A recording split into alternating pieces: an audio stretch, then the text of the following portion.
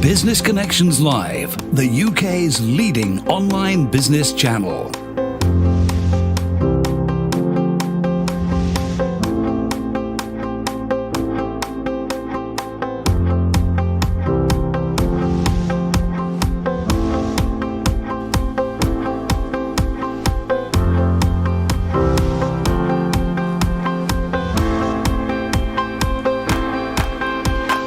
This is Business Connections Live with Steve Hyland.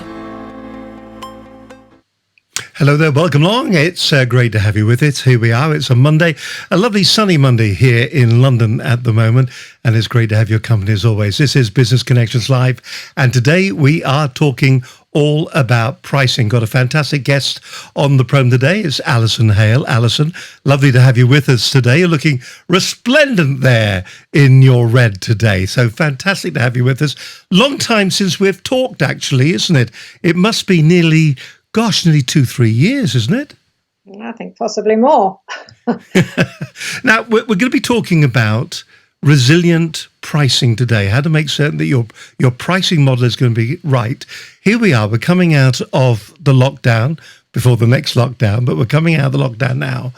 If there was one piece of advice that you would give very quickly, right at the very top of the program, to the people who are watching this right now, what do you think that piece of advice would be when it comes to pricing? Do we throw it all out the window and go for the cheapest, or what do we do? Well, you certainly don't cut your prices. I think that's my main message. All because right. Pricing is your positioning, and if you cut your prices, then it's going to look like you've suddenly become cheap and cheerful brand rather than premium quality. Now, there's going to be a lot of people out there who don't know who you are, so let's get down to the nitty-gritty so that we can understand that. Tell us a little bit about Allison Hale and who she is and what you're all about. Gosh, I thought you were going to do this, Steve. No, this is down to you now. The big cell's on. Well, I am CEO and founder of Oxford Professional Consulting, which is Oxford's boutique specialist coaching provider to professionals and organizations worldwide. And I have been in the business of coaching for the last 20 years. I founded the company in 1998, over 20 years ago. And we and I work particularly myself with leaders in organizations and also entrepreneurs in the consulting space.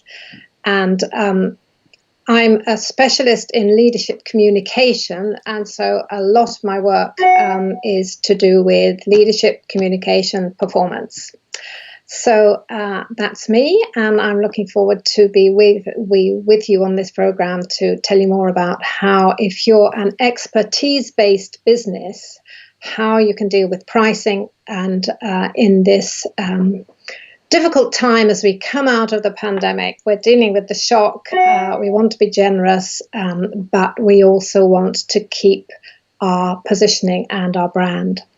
It is a very difficult time at the moment because I think a lot of people are very worried about their businesses. I think a lot of people have been sitting, a lot of consultants, people that have been running service businesses over the last many years, individuals, entrepreneurs, solopreneurs, they're going to be very worried about this. And it is going to be a bit of a rush. There's going to be a bit of a gold rush at the end of this. There are going to be people going out there who are going to be undercutting other people because they are desperate for the work. What would you say to them? I mean, obviously pricing is very important because it shows the quality of what you're doing. If you give it away cheap, you know, buy cheap, buy twice, don't you? It is the biggest worry that consultants must be having at the moment. Yes, it is a very difficult time, and a lot of people have gone to the pro bono or the giving it away for free or for price cutting, discounts. And that has been, and in fact, there has been some pressure, particularly for coaches like myself, as I'm an executive business coach myself, and that's the role that I play with my clients. Well, it is my role with my clients playing, and a lot of coaches have felt kind of pressurized to give for free at this time. And I understand that, because many of us are helpers by nature. We're doing a job that actually helps people. And so I think a lot of people have felt they want to do that. That's one of their values. But it is dangerous, because if we don't survive in our business capacity, then we're not going to be useful to our clients, are we? If we go to the wall and we have to give up and look for some other way to make a living. So it is important that we think about the business as well as our brand. And as you so rightly say, Steve, and as I said at the beginning, your price is a marker of your quality. Is it a case, do you think, that we need to step back for a moment and redefine the actual benefits that we as individuals are offering to our clients in the future? Is that what we need to be doing, and nearly remarketing, reselling, relaunching ourselves back into the business environment again? Well, one of the things about looking at what we offer is that brings us back to our conviction and our confidence and our self-belief that what we are offering is powerful and useful and valuable. And that's a key thing for consultants, because we can, if we go for a few weeks or few months without any sales, we can start to doubt our value. Although it's not logical, because our value is the same before or after that gap in sales, it can eat away at your confidence. And so it's very important now more than ever, or now just the same as ever, actually, to be very clear about what the value is that we give our clients. So to look back at major clients and think about the outcome that they got, that our strengths are in what we're providing, so that we have that inbuilt self-belief and confidence, that resilience on which our pricing is going to be based. Do you think there's a process perhaps that you go through? If there was a checklist that you could write out, is there a checklist that we could be using right now that would help people through? Because there's a lot of people that will go day to day, and many people will have fallen out of their habits perhaps of having some form of a checklist or routine that they would normally have. For you, for instance, if you were re-entering the market once again, starting to promote yourself here as we come out of COVID, what would be the initial actions that you would take? Well, you talk about routine, and interestingly, I started a routine back in April when I felt this a mixture of excitement, apprehension, and terror, really, because of the situation. And I started a routine which involved not listening to the 10 o'clock news in the evening, and which involved thinking about three enjoyable things during the day that had happened. So I did this at the end of the day with my husband. We agreed not to watch the 10 p.m. news. And then this was a routine which was to guard against hearing negative messages before bedtime and keeping our inner resilience. It was really helpful.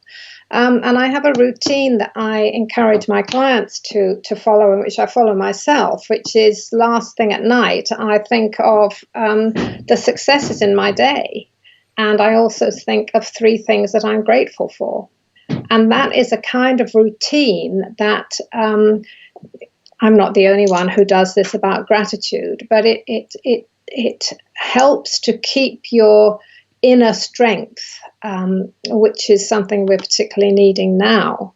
Now, that's not what you meant when you said a checklist of what you could do now, but that is a routine. And I would advise anybody to do that routine about not listening to the news late at night. That's a good idea.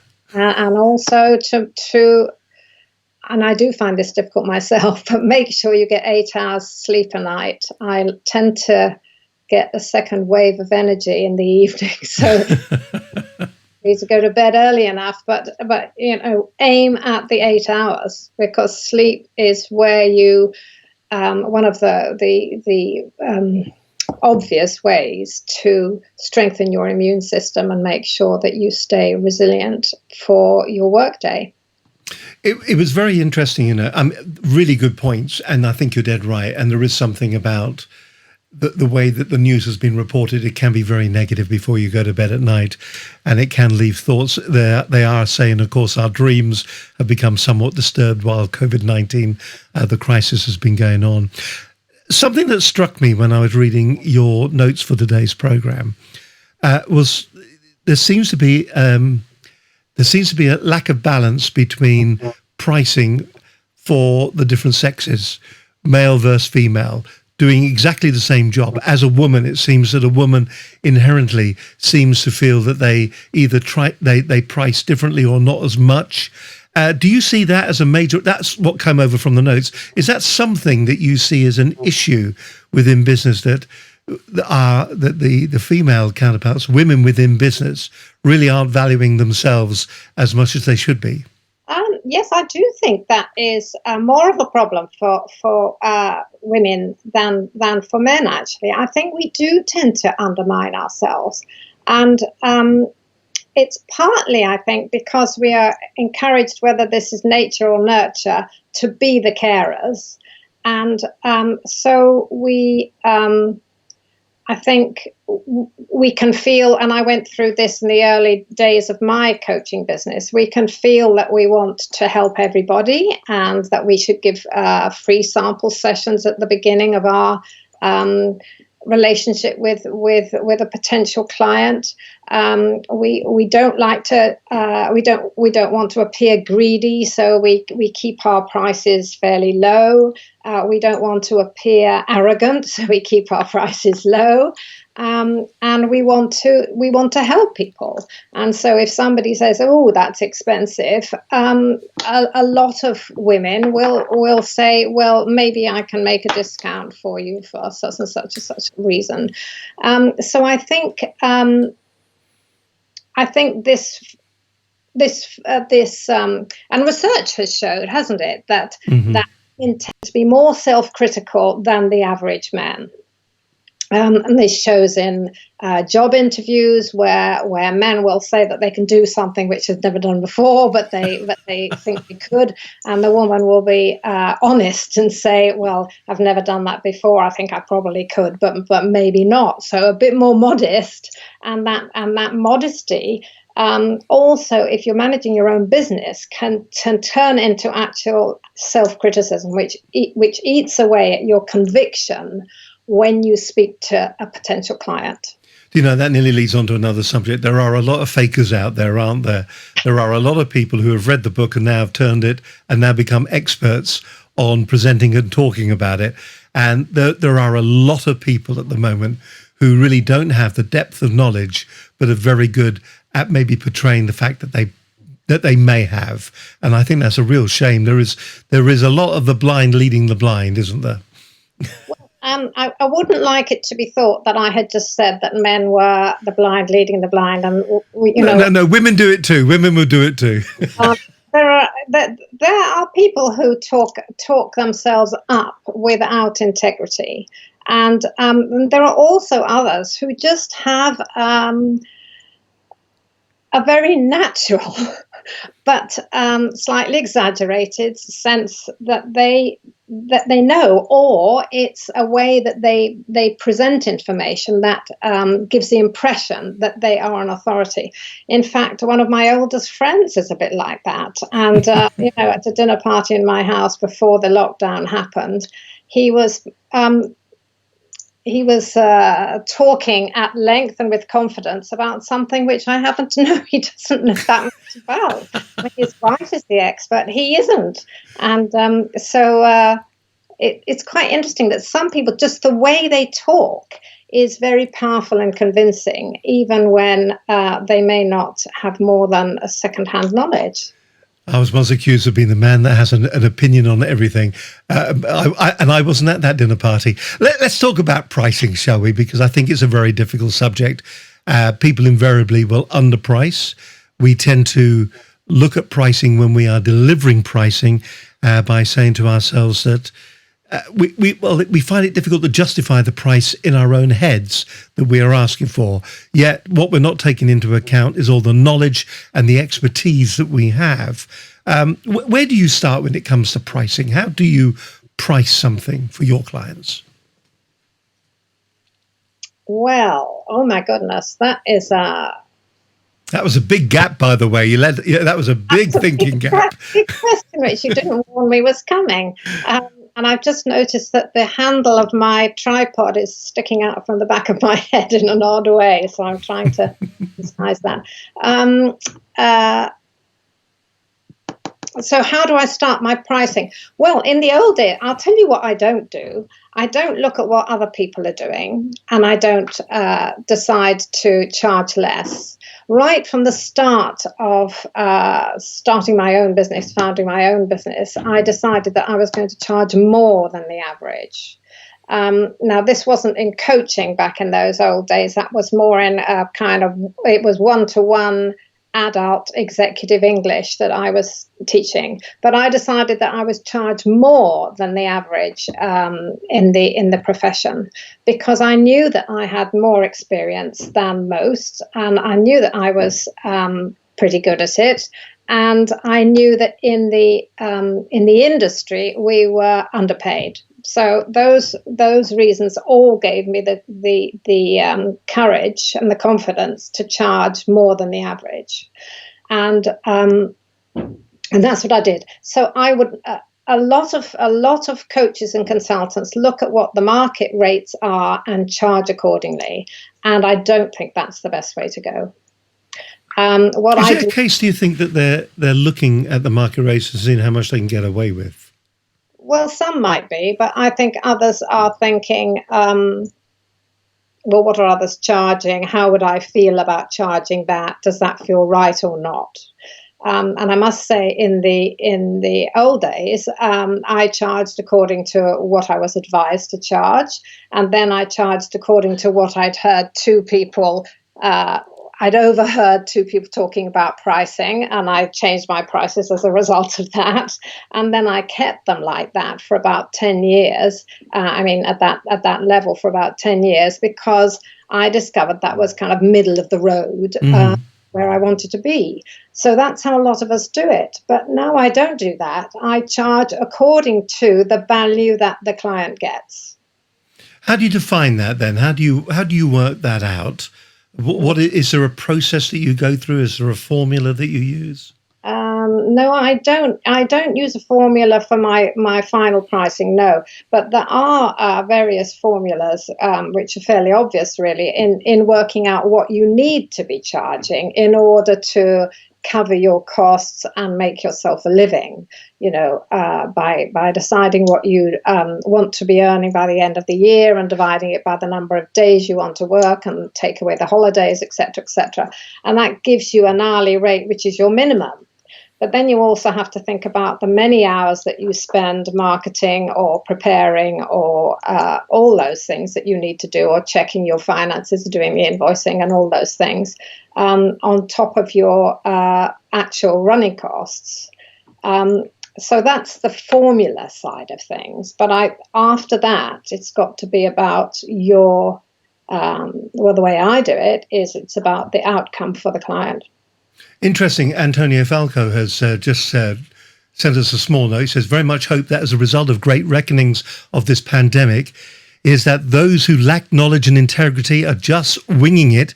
And we all know there are many are found out. So there you go. I mean, that's quite, thank you very much, Antonio, for that. And he also says as well, he adds on to that as well, just afterwards, he says, too many businesses are needing serious help and input and cannot afford the pretenders. And that is so true these days, isn't it? It's the integrity of the people who are providing the service that is really important these days, to be at the foremost of their minds. If you're going out and you're telling a business that you know the answers to their problems, then you've really got to be able to deliver that message, haven't you? That promise. Well, absolutely. And I think, and obviously, integrity is one of the key things of a good consultant or coach or trainer. And then, of course, it is buyer beware, isn't it, as well? I can't remember what the Latin for that is. But you you have to do your due diligence in the sense of look at testimonials, look at the type of people that person has worked with and what those people have said about them, and go to a trusted reference point. For instance, I'm a member, and I could give a quick plug for this. Don't worry, go right ahead.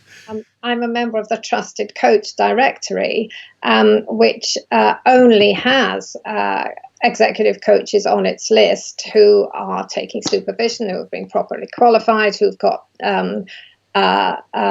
checked out testimonials which say that they're good, etc. So that it's a trusted source, and that's it's something emptor, isn't it? The buyer beware thing. So the buyer has to look at. The buyer just has to be. We have to be.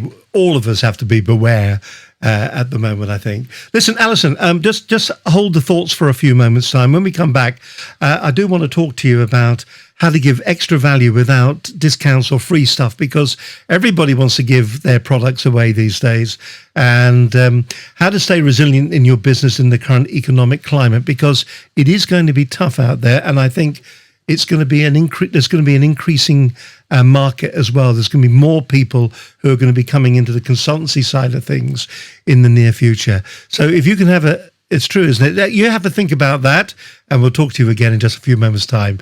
My guest on today's show is Allison Hale. We're talking about how to make your marketing, your sales, your pricing more resilient when you're out there. How do you know how much you should be asking for? I think what Allison just said, in as much as that, what she did, she looked at the marketplace, but she knew the value of what she was selling. So she was slightly more premier in what she was doing. She was selling at a better price. And at the end of the day, we're all in this to make money. We're in this as a business. We're not there in many respects as a charity. So I think some really good advice already from Allison. She'll be back in just a few moments' time.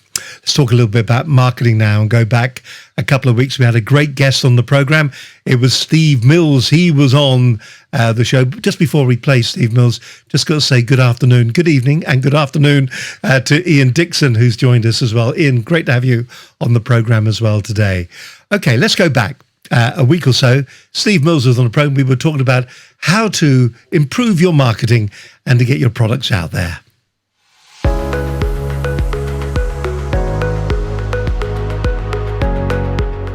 The number one thing I'd say is action is the key. You must take action, and you must take action now. And when I say take action, what I mean is we're all in lockdown, or we've been in lockdown, we're starting to come back, and if we just open and don't do anything from a sales and marketing perspective, then I think we're going to reap a reward, and that reward is not very good. I also spoke about the fact that what was is no longer. So if you were the leading person in your industry, in your niche, or in your area, it doesn't mean you're going to be so in the future. If you were a really popular business and you had loads of clients, and you ran a restaurant that was always busy, that's not necessarily going to be the case when we start back. So we've got to look at the key right now, I think, is to plan what you're going to do to get you from where you are now, and that could be anything from closed to perhaps struggling, to get you back to where you were. That's the number one thing. And then secondly is to go from, right, once we're back there, step two is to how do we move forward from there and do even better than we've done. And to do that, we've got to become more effective at selling and marketing. That's the bottom line. If you want to get your business from turning over what you're turning over now back up to where it was, there's only one way of doing that, and that is to become better at selling and marketing. So I suggested that you look at each and every element of your sales and marketing. You work out what is the result that you're currently achieving, so you know your numbers, you know how much business you're winning on LinkedIn and so on and so forth, and then you select just one of them and decide to really become an expert, become outstandingly good, not average like all the other businesses, but become really, really good at one thing. Once you've done that one thing, you then go and do another thing, and then another, and then another. So you've now got 3 or 4 elements of your marketing that for every pound you spend, it's bringing you 10 back.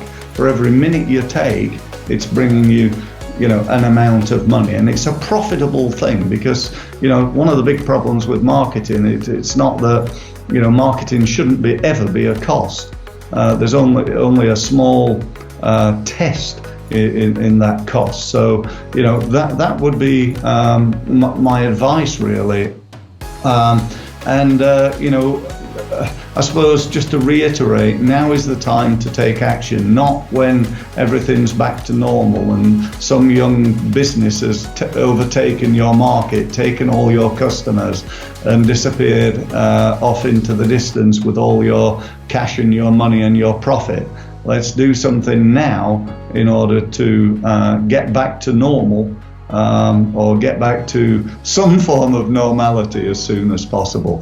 So that's it. If you want to know more from me, my website, www.stevemills.co. Very happy to have a one-to-one meeting with anybody. You can use my website and gain access to my diary and book yourself a time to meet. I'd be very happy to talk to you. I don't do hard sales. We can just have a conversation about your business, what you're doing. I'll try and provide you with some tips and insights like I've been doing on the program today. And if at the end of it you feel as though you want to work with me and I feel as though you want to work with you, then great.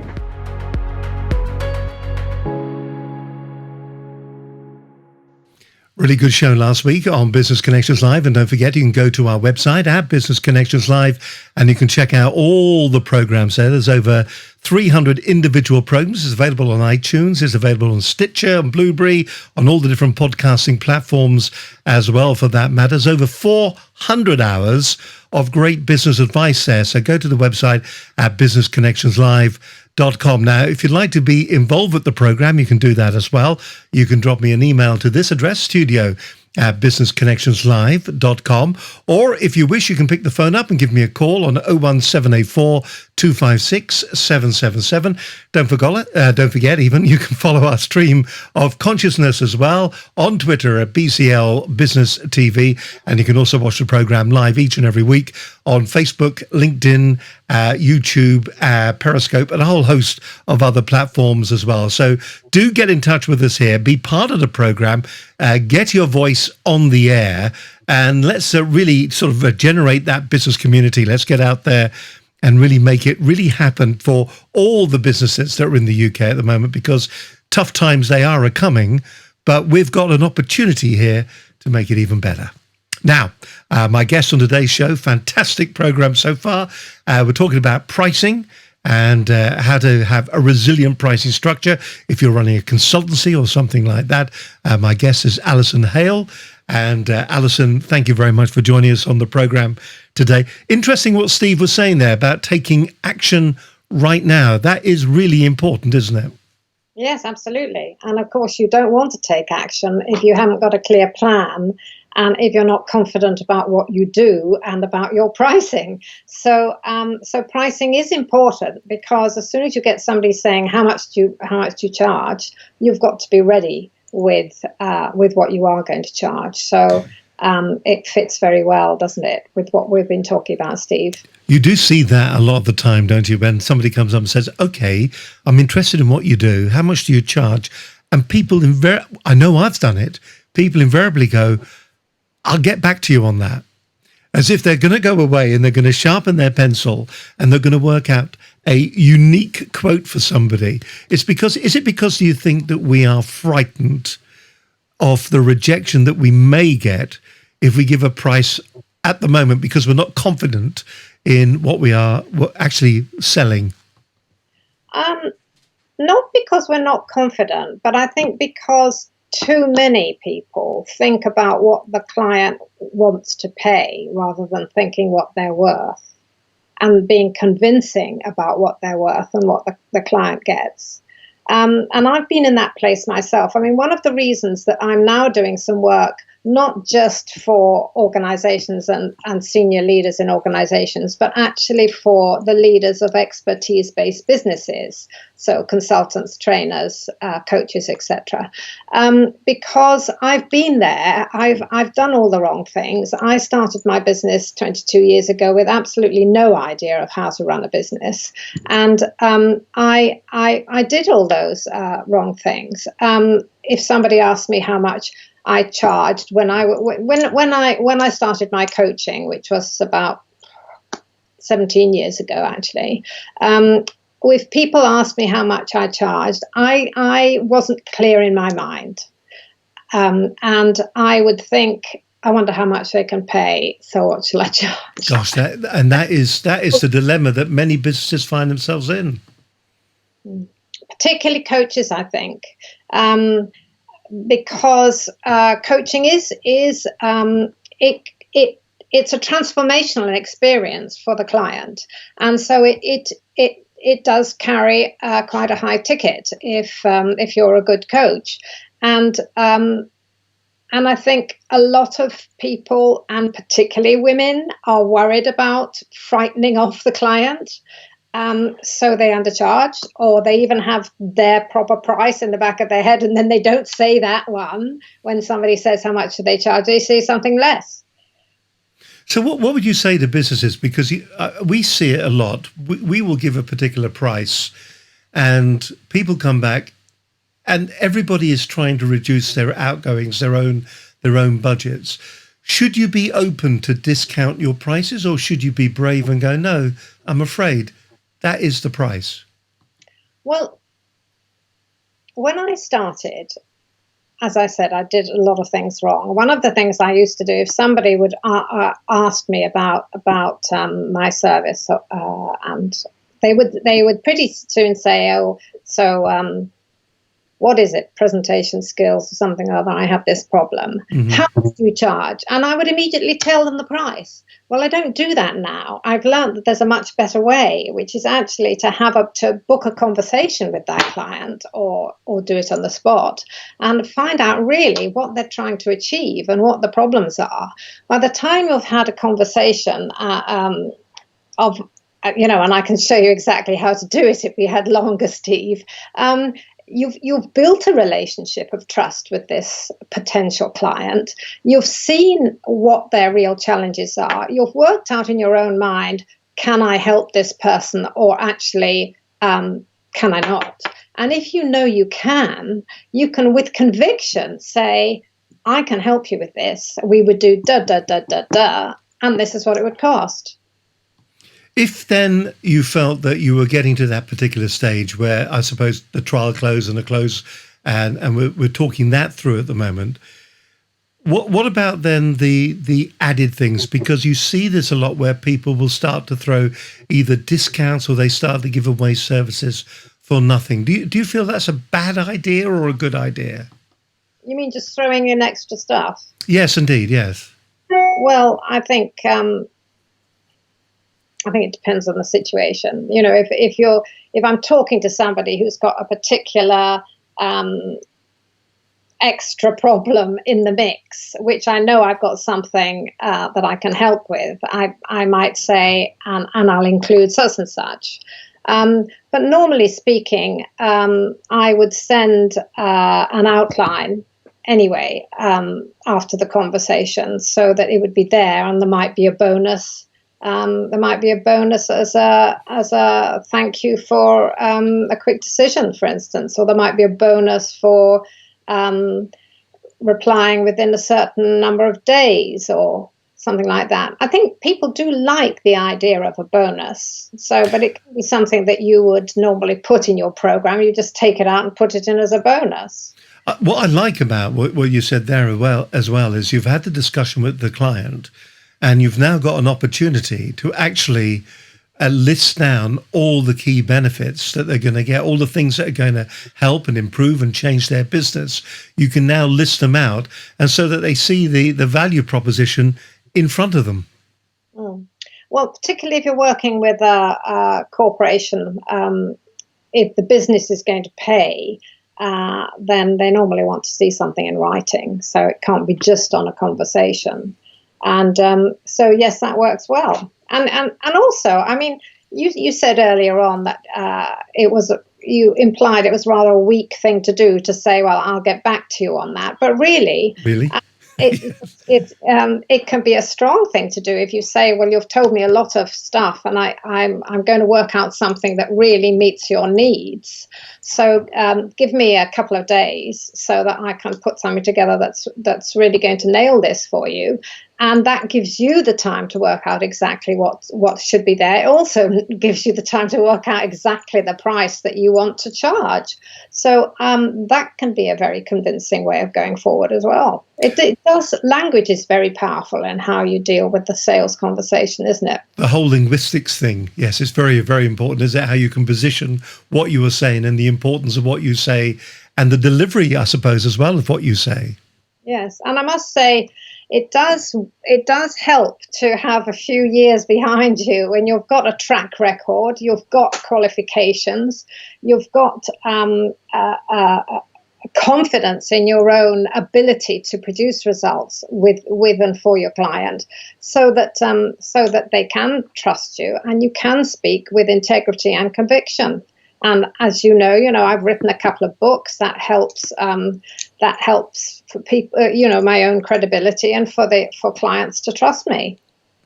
What about mindset, Allison? Is that important? Do you think that many times we are stuck in our business's mindset, but we're not thinking about being in a sales mindset or a marketing mindset? Well, when we talked before, Steve, I did mention how important mindset is, but I was thinking more about your mindset as an entrepreneur. As an expertise-based entrepreneur, you need to have a mindset which is going to bring you forward, push you forward, allow you to grow and thrive, and feel confident about what you can offer. And so a mindset of, I don't know how much they can pay, or I'm afraid my price might be too high, or I'm sure there are lots of people who are just as good as me. Those kind of mindsets, which some of us women have entertained in our heads at various times in our career, that's just not helpful at all. We have to have a mindset that is going to pull us forward, and not that's going to make us go round and round in circles, questioning ourselves. And part of that is reliant on continuous professional development, so that your skills are good and that you're getting practice. It's also to do with making sure that you entertain or allow into your head the right kind of thoughts. If you because of where we are at the moment, do you think the whole COVID-19 crisis has actually affected people when it comes to their particular mindset at the moment? Oh, I think so, because we hear everywhere what's going to happen next. We don't know what's going to happen. It's this VUCA environment, volatile, uncertain, change, and I can't remember what the O is for, but it's this environment of uncertainty and volatility that makes us all worried. And then there's a lot of talk about people losing jobs and people not having money, and uncertainty, and businesses going to the wall. And so there's lots of news and messages which are telling us, hey, this is difficult, this is going to be hard, people don't have money. And so, of course, it's going to affect. Interesting. Very interesting. That's such an So we are nearly conditioning ourselves to expect the worst, aren't we? Which is going back to where you started about watching the news at night, isn't it? Because we are conditioning ourselves for the bad things. We are we are nearly hoping for the bad things to happen. This is interesting that you're talking about mindset. Antonio has been back on again. We like it. Do you know Antonio? No, I don't. I feel as if I do now. Yeah, he's like a brother, isn't he? A long lost friend. He says when he first started, everybody wanted testimonials and case studies, and he had none at the time. He now has hundreds, and nobody's interested. Maybe that is a mindset thing and confidence in ability to deliver. So maybe it's down to the individuals, the way that they deliver their particular messages, and the way that we should have confidence in ourselves and having the mindset that we are, and all of us can be, successful. Yes, and I would say if you've got loads of testimonials, read them over every night and boost yourself, because if you've had a bit of a blank period, and many of us will have done. I know that some coaches have been very busy over this last period, and some have been able to do a lot of useful pro bono work, but some haven't. And if you have had a bit of a gap, it is easy, as I said earlier on, to begin to doubt yourself. So reading over those testimonials and even taking notes about what the results were that you helped your clients to get is the information that you need to have in your mind, so you keep your mindset resilient and your thoughts resilient when you're talking price or not price, or outcomes, value, and all those things. And I do believe that with so strong conviction that you know you're going to do a really good job with your client, you can almost attract clients. It's interesting. It's interesting you say that. This is a comment as well. It's come from Linda, actually. She says you should never underestimate the qualifications that you have worked hard to achieve, or the several years of experience that you have gained when justifying the price that you charge. And I think that kind of echoes what you've been saying. Yes, I think that's very true. And I remember somebody said that to me some years ago, and it made a real impact. It was just talking about the amount of experience and wisdom that I'd collected and how useful that was. But one thing I haven't mentioned yet, which I would like to let your listeners hear about, is my absolute conviction that a high price galvanizes the client to do better. So I think when we go low because we think they can't afford it, we're actually disadvantaging them. I have found that when I pay for a coach myself, because that's one very good way of keeping resilient, whether it's a challenging time or a non-challenging time. When I pay for a client who is a bit more expensive than I'd like to be paying, I certainly make sure that I do everything that I've agreed to do. I am totally accountable. I put everything into the program, and that's me as the purchaser. And I think that when we charge a premium price, our client is going to work harder. And we then work harder as the provider, because yes, we're charging this high price and we want it to be absolutely worth it for the client. So a high price has got that aspect in it as well, and I think that's something that a lot of people don't think about. I think it's so true, and I think a lot of people don't think that through. Listen, Allison, we're going to have a bit of a little short break just for a few moments, and then we'll come back and we'll be heading towards the end there, where we need to put some actions in place, I think, for our viewers as well today. I was just going to have a quick look at your website as well. This is quite a website. It's some fantastic information on the website as well that's very, very useful. Just talk us through what is available on the website at the moment. Well, there's the description of what we do for women. These are expertise-based business women and entrepreneurs. And we have a page on this website, which has only recently come up, telling you about our session on Thursday this week. We've got an intensive session all morning when I'm going to be sharing loads of tips, insights, and strategies on pricing, packaging, and non-pushy sales. Oh, really? So how do they find out about that? Well, that's on that website, AllisonHale.com/group coaching, I think it's called, or group coaching intensive, it might be, and that's where you'll find it. All right. Well, I'll dig that page out in just a few moments' time. That's absolutely fantastic. All right. Let's take a little break. We're going to do a little bit more marketing right now with Victoria Vickery. She's going to give us some advice. This is from an old program that we had a number of programs back. I think you're going to find this very interesting. Victoria came into the studio and some really good advice. If you're worried about your marketing at the moment, particularly as we come out of COVID-19, then this is a program to watch. Don't forget, all the programs are available online at businessconnectionslive.com. You can simply go there. But this is Victoria Vickery on Business Connections Live. Hello, I'm Victoria Vickery from All Star Marketing Club. We coach small businesses on how to do marketing successfully so that they will always have marketing as a key pillar in their business. My advice to small businesses watching today is to make sure that you have marketing as a key pillar in your business. Budget is not a restriction, time is not a restriction. It's about making sure that you use marketing in the right way for your business. And this can all be worked without budget and carving out the time it takes for you to implement marketing in your business.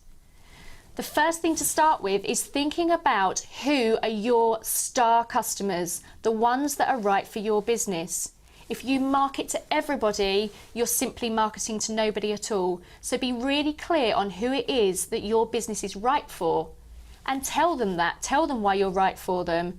If you can connect emotionally with them, even better. So really think about what it is that your customers fear and what are their pain points and how can you solve those problems for them.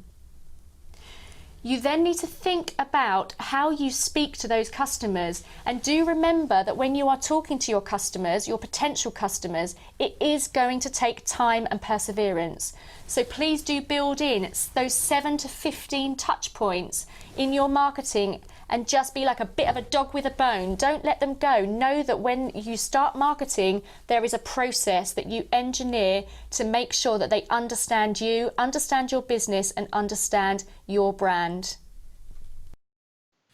Victoria Vickery there on Business Connections. I have a really good program. And once again, some good advice if you're worried about your marketing and what you should be doing when it comes to your marketing at the moment. I think if you take both Steve and Victoria's advice there together, then that's going to set you in good stead as we come out of this COVID-19 epidemic, this crisis that we've got at the moment. But, there will be good things that will come out of this as well. And as Alison's been saying, we kind of wish for the bad. If you listen to the way the press have been talking about the crisis, then you everything is bad.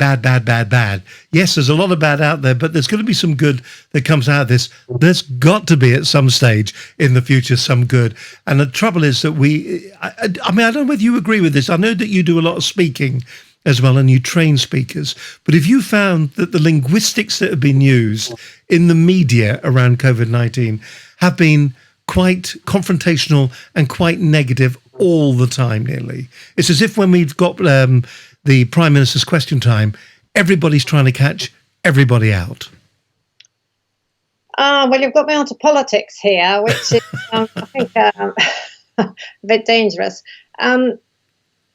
I've got two thoughts here. One thing is, I think it's very important for the media to hold the government to account, because I think in some ways they haven't actually done a very good job on managing things like PPE, etc., etc. On the other hand, I do think it's totally unhelpful for us to just talk negatively about everything that's gone wrong and build it up into an aggressive, angry diatribe. I think that just creates bad feeling, it creates stressful emotions, and it doesn't help us to pull together as a country to get out of this. So I try and avoid spending time with people who are just angry with the whole thing. But I do respect the media for pointing out things that have not been done well and should be improved. Okay, I consider myself well and truly told. Thank you very much indeed. All right, some of the key things that we wanted our viewers to go away with, they included the following list: more resilient prices, more income, better value for customers, delighted customers, resilient, well-grounded confidence, and action points. Let's just work our way through those very quickly so that we can summarize them. So more resilient prices then. So from what you've been saying, don't go for the cheapest, go for what you feel you're worth. Yes, absolutely. Go for what you feel you're worth. Know your worth. Be very well aware of the outcomes that you help people create and of your strengths as a coach or legal advisor or whatever it is, your expertise that your business is based on, so that you have resilience behind your pricing. And that leads us on then to more income. Do you think people actually do sit down and work out a spreadsheet so they can see just how much it actually does cost them to provide the services that they provide, so that when they do increase their prices, they will actually see that they are making more profit? Well, some people will do it in a spreadsheet. I certainly won't. I've never got to grips with spreadsheets. But the clients that I work with, the entrepreneurs that I work with, they're looking at making more, increasing their turnover, growing their business every year. Because what we've all discovered is if your business doesn't grow, then it's not going to survive. So it has to grow year on year. So yes, looking at creating increased turnover. And my clients normally want to, if they're entrepreneurial clients, they want to reduce the number of days that they work on the business. Because when they start off, they're normally working 7 days a week or 6.5. And many of my clients, my current clients, they want to be working 4 days a week. I mean, that's their objective. What about better value then for the client? That's what you're talking about really there, isn't it? Giving better value to them. And I'm saying, as I said before, if you're going to give better value to the client, you have to be continuously developing your own skills and making sure that you're honing them. When you get feedback, okay, it's a knockback if you get anything negative, but notice if it's something that's true, and if it is, then work on closing that gap or whatever gap was brought to your attention, so that you are continuously giving your client good value, better value. And also, as I said before, your pricing is going to encourage, if it's premium pricing, you're going to be encouraging your client to put more into it so they will get more out of it. Which leads us on to delighted clients then. So is that the aim, obviously? Is it to super serve the clients so that they become delighted, and then it's all a case of recommendation to grow your business? Well, I mean, it's like going into a posh shop and buying a very expensive handbag. You spend a lot of money, but you come away feeling absolutely delighted with your fabulous handbag. We want people to be totally delighted with our business coaching. And therefore, this continuously honing our skills and getting better at listening to the customer, helping them, enabling them to achieve their objectives and more, that's how we're going to delight them.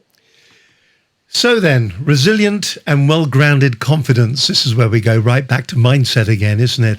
Just remind us about that. Let's position that in our viewers' mind's eye again. Yeah, well, the mindset part of it, you've got to, I would suggest that you do as I do and protect your own resilience, your emotional resilience and your physical resilience. So that's going to be things like routines to stop looking at screens and listening to the news late at night, reminding yourself of on a regular or daily basis of the strengths you have and your successes and achievements, the gratitude habit, and making sure, catching yourself when your mindset goes into negative think, and stopping that and changing that around. Do you know, it's been a fantastic hour. We've touched on so many different individual points. And I think some of the advice has been, well, all of the advice has been exceptional. So thank you very much indeed. You've got a couple of books that people can get their hands on before you do the summary. Just remind us of the books, because you can hold them in front of the camera if you wish, so that we can see. Over a bit, I'll go full screen. There we go. Over there, this way. There we go. So how to coach your team into superstars. Tell us a little bit about that book, Alison. What's it all about? This is for workplace coaches when leaders and managers who want to establish a coaching culture in the organization. This tells you the key principles and skills that you need to learn and follow. And there's also another one as well, the blue leaf. Oh, here it is. It is the S Factor. The S Factor, a coaching handbook, essential principles and practical ideas for coaching in the workplace. This was my first coaching skills book. And the S Factor, S stands for successes. So focusing on your successes gives you the courage and the confidence to keep going forward in the best possible way. And yes, you mentioned my little blue leaflet. We're going for them all. The first book, which International Business Tips, cross-cultural and linguistic tips for when you're working around the world with different language groups. Now, you're also doing a webinar, or this Thursday, aren't you? And Yes. you mentioned it earlier on. Tell us a little bit more about that and what the objective of that is. And are we too late to get involved if we want to? No, I've got very, very short lead time for this. We've only just started pushing it out to our loyal database, and it's on AllisonHale.com/group half day. That's where you'll find it. It's not in the menu on the website, but if you go to AllisonHale.com/group half day. And it's on this Thursday. It's a full morning of me sharing my proven tips, strategies, and insights on these three challenging areas: pricing, packaging, and non-pushy sales. And is it group -half day, or is it all just one word? Group -half -day. All right. I'm looking for it as fast as I possibly can. And I found it. Congratulations. And so then that's good news. Here it is. So this is it now. The group half-day intensive for women coaches and trainers, consultants, entrepreneurs, 25th of June. If that sounds like you, then get in touch as quick as you possibly can. You've seen how good Allison is and the valuable information that she shares. You'll be able to have nearly a one-to-one. It's on Zoom. It's Thursday the 25th. It's from 9 until 12:30, 3 hours. Small select group is there. And there are bonuses as well. What's the bonus there? Well, the bonus is that we will accept some men as well. And how much is it? It's £97, so plus that. £97, and normally speaking, it would be £237. So this is an irresistible offer for just the beginning of the swing back into business as better than usual, I hope. Listen, it's been an absolute pleasure having you on the program today. Thank you very much indeed. We always ask our guests at the end to do the summary. You saw Steve's summary earlier on that lasted 4 minutes. It can be as long as you want it to be, but please do say who you are, where you're from, and then the summary of the hour and also your contact details. That would be fantastic for us. So take a breath, and the airways. Alison, are you ready? Are all yours. I'm Allison Hale from Oxford Professional Consulting.com, and the company name is Oxford Professional Consulting. I'm the CEO, a founder, and an executive business coach. And I have been talking about pricing, and I've been talking about mindset, how important your mindset is for your confidence, self-belief, and your ability to actually be convincing when talking to potential clients. I've talked about the importance of knowing your strengths and being aware of the outcomes that you help people create, because that is what you're going to be basing your pricing on. It's not on what the market is doing, it's on what you know you are worth. And that's what I'd like to leave you with. Keep a strong mindset, catch negative thoughts, and base your pricing on what you are worth. And if you'd like my help to do that, join me this Thursday, and I'll be sharing lots of ways that you can. It's been our pleasure having you on the program today. Thank you ever so much, Allison. And I look forward to talking to you again in the future. The best of luck on Thursday. Please do let me know how it all goes on Thursday. And I hope you fill all the seats, because I think it's going to be a worthwhile 3 hours for anybody to sit down, and it'll just give them that clarity and that focus to move their businesses, be it a consultancy or whatever. It gives them the clarity to move forward and be more successful. So thank you very much for joining us today. Is there anything you want to leave us with, or have we covered everything to the nth degree? Well, if you were to ask me what my one secret weapon is, my one secret weapon is to work with a coach. And I know that may sound self-serving, but quite honestly, it's what keeps me always resilient, always moving forward, always being better than I was the day before. So for those people then, another program, but for those people who don't have coaches, you say you can see the benefits of that, but what does a coach actually do? Is it a bit like your conscience on your shoulder, where they're telling you you don't want to do it like that, you want to do it like this, or are they guiding you? Exactly what kind of information would a coach give? Well, I think I'm afraid I can't give you an exact answer, because coaches do differ. There's non-directive coaching, which is all about asking you questions which enable you to come up with answers which you wouldn't have thought of on your own, so that you move ahead faster and more effectively. There's that. I do that, but I also add in information and tips that I think will help. So I'm for my entrepreneurial expertise-based clients, I'm doing a hybrid version of coaching plus business advice. So it does depend on what kind of coach you choose. What kind of results what process you'll go through and what results you'll get. How long have you had a coach working with you for?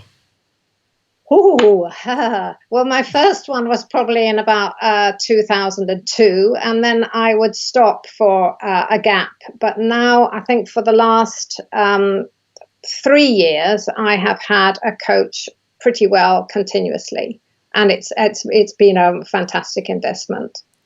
Final question then from me before I let you go, because it is lunchtime and everything. What do you see next year holding for all of us and for yourself? How do you see the future? Foreign travel after Easter next year. I think the way things are going, we won't be clear of this until about Easter next year. And I worked internationally for 13 years at the start of my career, so I really do miss not being able to travel and go abroad and speak different languages. So that's one thing. I think it's going to be a difficult time, but I think always for some industries it's going to work well.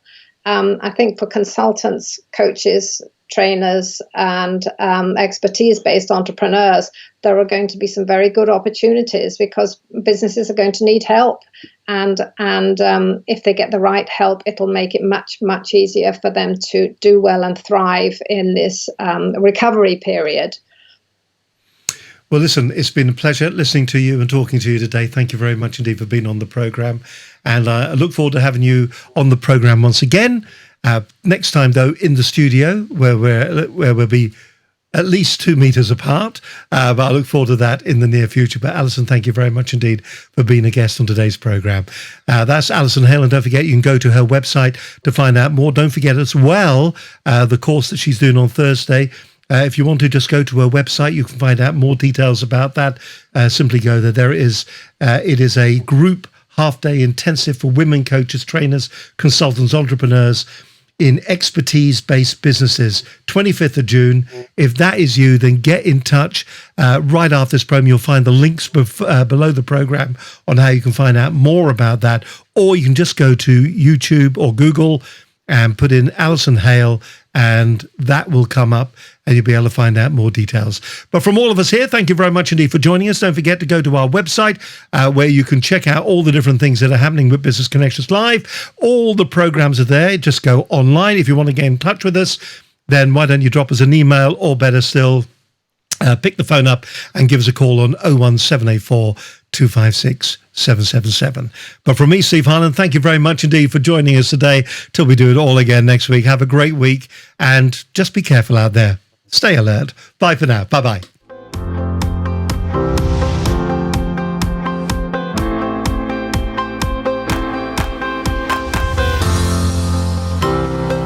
Business Connections Live, the UK's leading online business channel.